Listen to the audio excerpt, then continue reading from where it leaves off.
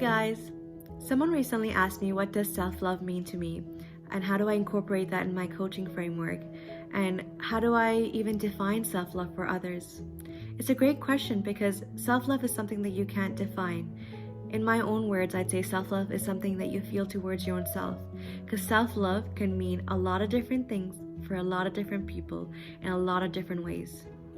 If I were to resonate what self-love means to me, I'd say it's a relationship that I have with my own soul.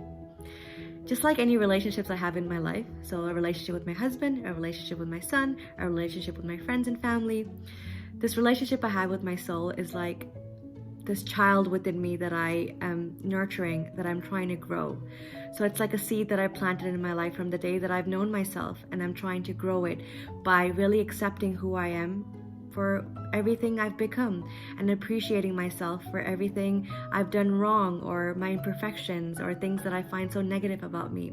So at the core, self-love for me is really accepting and appreciating me for who I've become.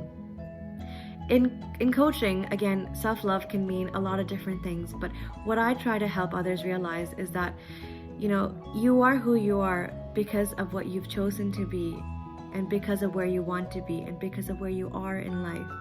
And there's nothing wrong with that.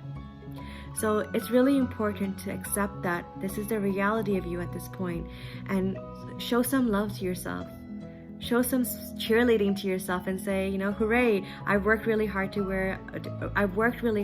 where I am right now, which fuels into your appreciation. And this appreciation isn't all about the goods and the excitement and the greatness of you. This appreciation is really about, the imperfections, the negativity that you say to yourself, and the weaknesses that you hold, because you're an all-rounder. You can't be perfect in all ways. You bring through a lot of the bads as well as the goods in your life. So it's important that you appreciate both sides to you, because you're great in all ways, and all these negativity that fuels in your life is part of the experiences that bring you to who you are. So moving from, really appreciating yourself and accepting yourself, the next kind of point that I share with my clients as an important way of looking at your better self is keep aspiring to be more of you.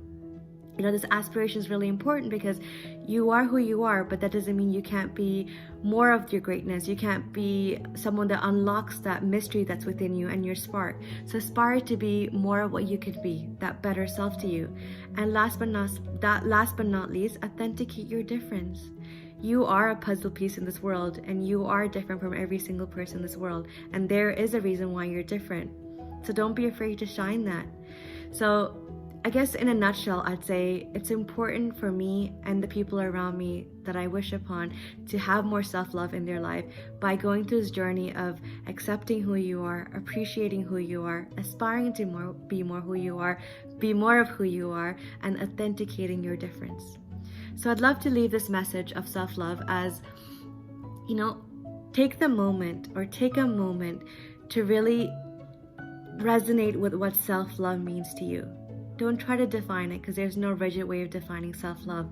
Self-love is a feeling. It's an imagination, a visual of how you see yourself relating to your own self. So as broad as it can be, take a moment to think about what self-love means to you.